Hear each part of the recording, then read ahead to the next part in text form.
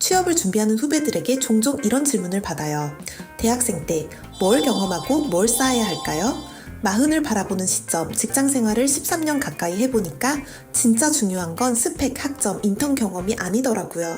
대학생 때 해야 하는 건 단순히 이력서 한 줄을 늘리는 게 아니에요.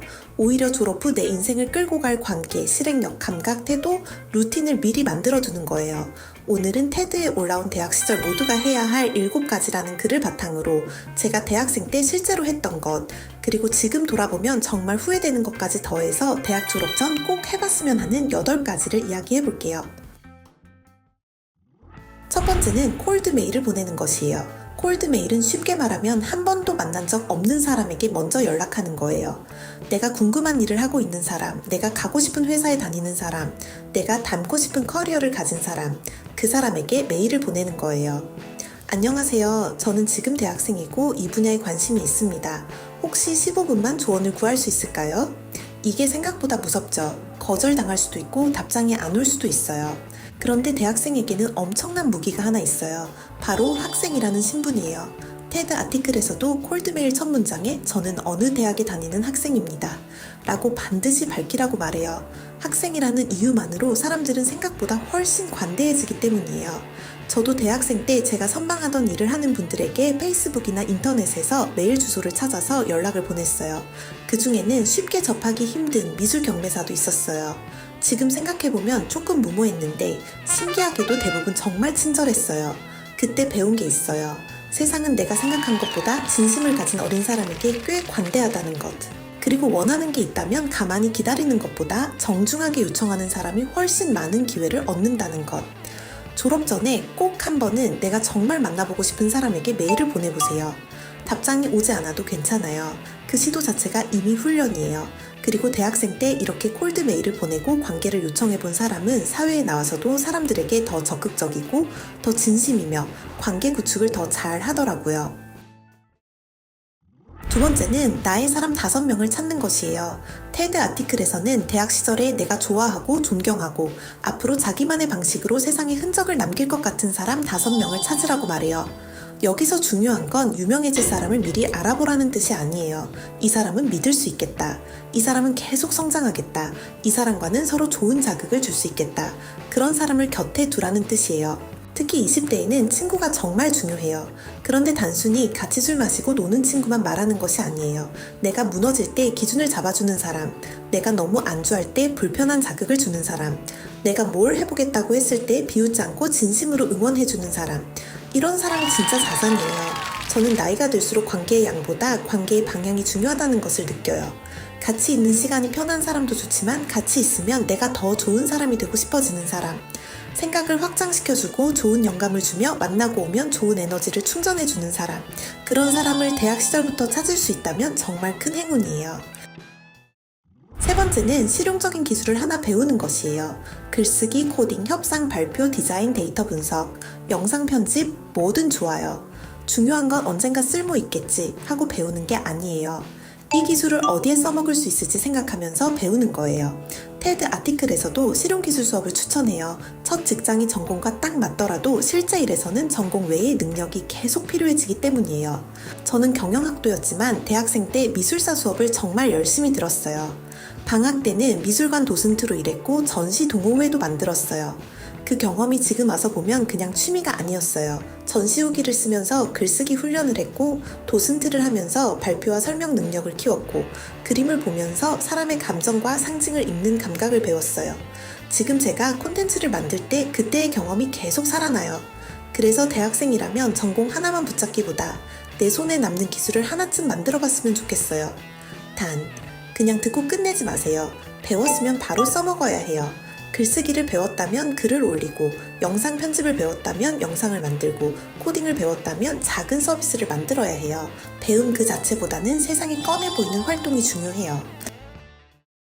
네 번째는 무엇이든 직접 시작해보는 것이에요. 이건 제가 가장 후회하는 부분이에요. 대학생 때로 돌아간다면 저는 무조건 작게라도 뭔가를 만들 것 같아요.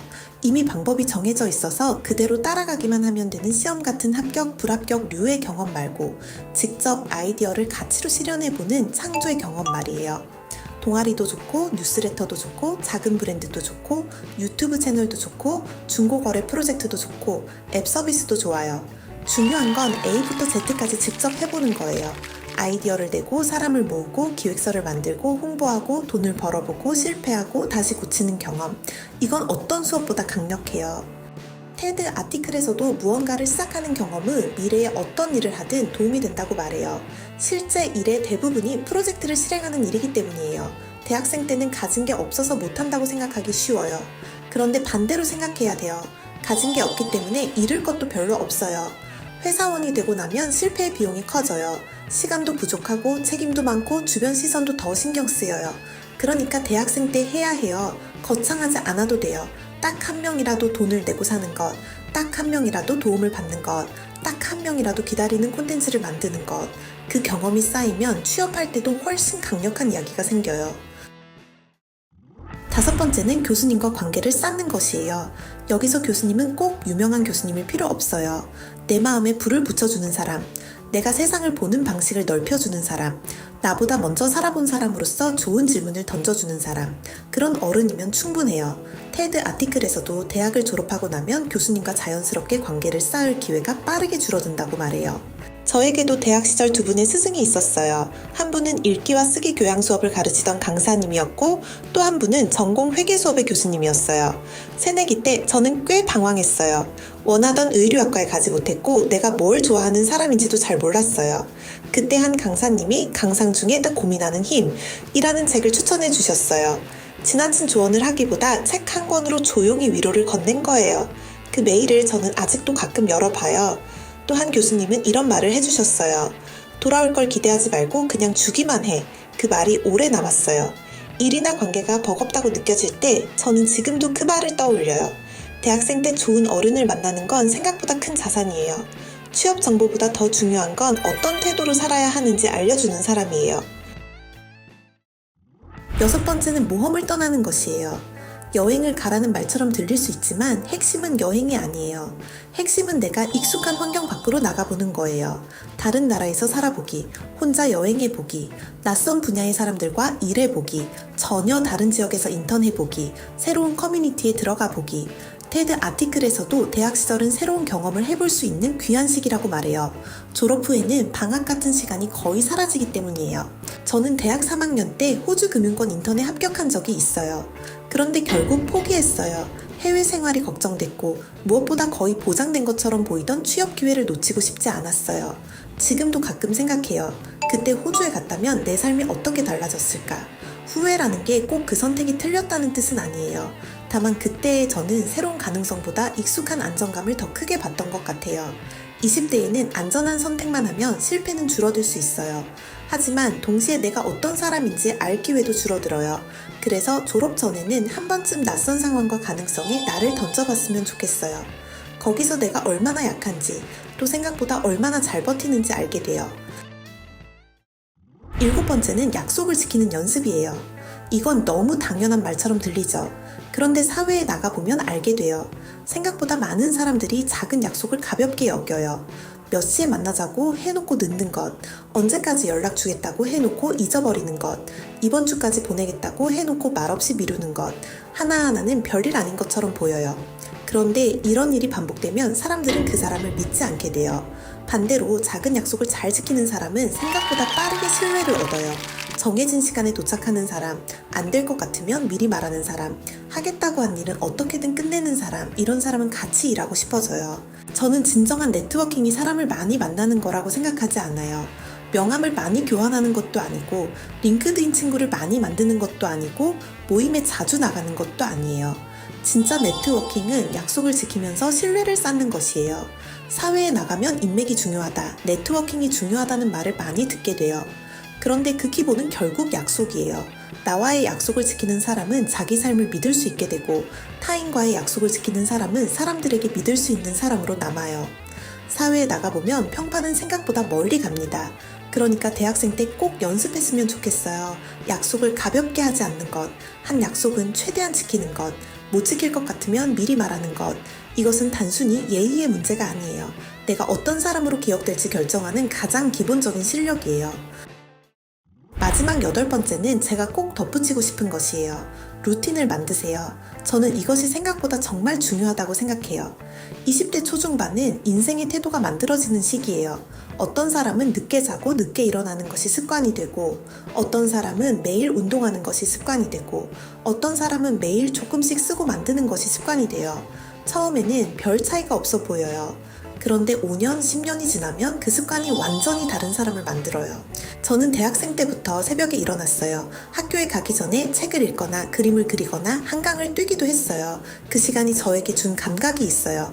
나는 내 하루를 내가 주도적으로 보낼 수 있다. 이 감각이 정말 컸어요. 대학생 때 만든 루틴은 단순한 생활 습관이 아니에요. 그건 자기 자신에 대한 신뢰가 돼요. 내가 나와 한 약속을 지킬 수 있는 사람이라는 증거.